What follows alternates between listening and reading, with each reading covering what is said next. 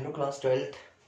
आपका solution chapter का एक टॉपिक बचता था जो भी मैं डिस्कस करने जा रहा हूँ, और टॉपिक का नाम है degree of association and degree of dissociation. ठीक है, डिग्री ऑफ एसोसिएशन एंड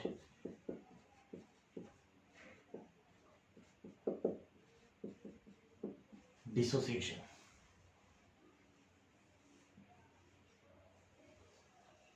ठीक है, पहले मैं बात करूंगा डिग्री ऑफ एसोसिएशन की। डिग्री ऑफ एसोसिएशन या डिसोसिएशन होता क्या, इसको हम अल्फा के साथ डिनोट करते हैं, और है क्या ये, alpha is equals to number of particles after dissociation or association upon number of particle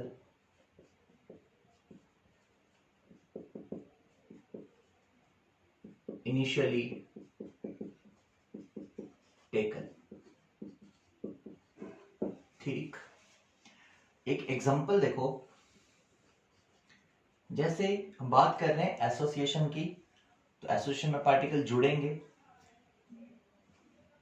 हम एसिडिक एसिड ले लेते हैं और इसके दो मॉलिक्यूल्स ले लेते हैं।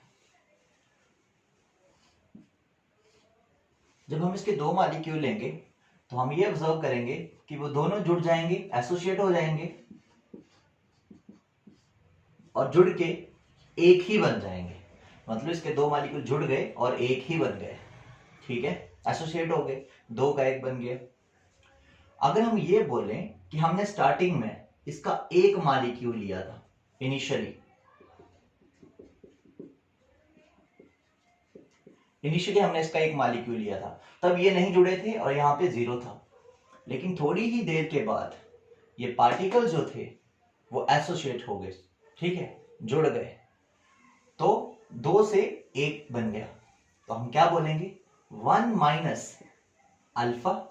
अल्फा मतलब कितने परसेंट ये एसोसिएट हो गए, और यहां पे आ जाएगा आपके पास अल्फा बाय 2।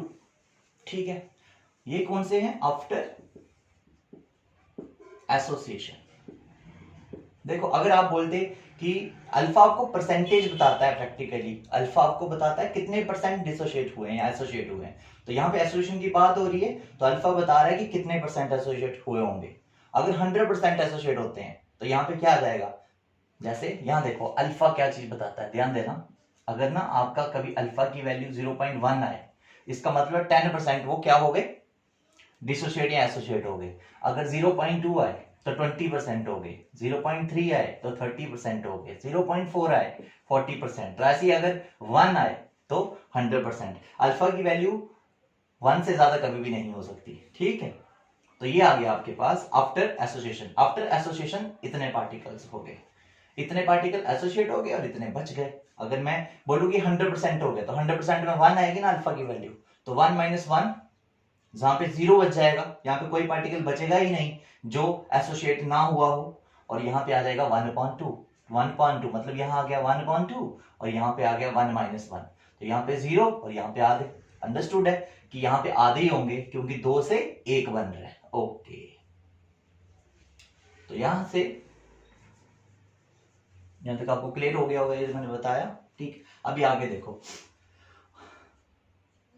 अब हम क्या करते हैं, हमारे पास हम यहां पे क्या क्या चीजें बोलेंगे, number of particles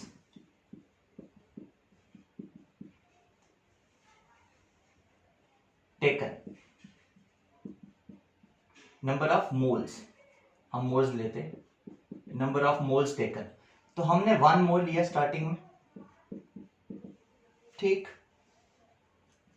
number of particles या फिर मॉलिक्यूल्स ही लिखो, number of molecules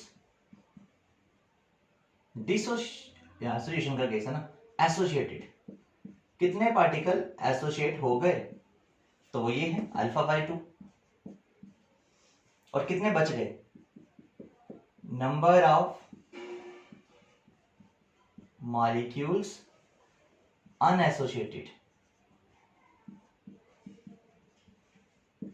that is 1 minus alpha. तो टोटल कितने हो गए, टोटल पार्टिकल्स, टोटल हो गए, दोनों को मिलाएंगे तो टोटल मिलेगा ना, एसोसिएट कितने हो गए और कितने नहीं हुए, तो आपके पास आएगा अल्फा बाय 2, या फिर ऐसे लिख दो 1 minus alpha plus alpha by 2, ये आ गए टोटल पार्टिकल। अब बच्चे आपको पता है वॉन्ट हॉफ फैक्टर क्या होता है, आई, यहां पे मैं कर रहा हूं सॉल्व उसको। Want half factor I, iota भी बोलते हैं, किसके बराबर होता है, ये होता है कि नंबर ऑफ पार्टिकल डिसोसिएशन या एसोसिएशन होने के बाद कितने हैं और ये कितने थे, तो ये हो जाएगा 1 minus alpha plus alpha by 2 upon, आपने इनिशियली 1 लिया था, ठीक, तो ये हो जाएगा iota is equals to 1 minus alpha plus alpha by 2। अब एक काम करो, आई को उस तरफ ले आओ और ये पूरी term minus alpha plus alpha by 2 इस तरफ ले आओ, तो ये इधर आके प्लस में हो जाएगा, ये हो जाएगा अल्फा प्लस माइनस में हो गया, alpha by 2 is equals to 1 minus I. अब आपने क्या करना है, इसमें अल्फा कॉमन निकाल लो, 1 minus 1 by 2 is equals to 1 minus I, alpha निकल गया, alpha is equals to 1 minus I upon 1 minus 1 by 2। So बेटे ये आपके पास एक्सप्रेशन है जो आपको चाहिए था डिग्री ऑफ एसोसिएशन के लिए, ठीक है। आप जल्दी से इसका एक स्क्रीनशॉट ले लीजिए।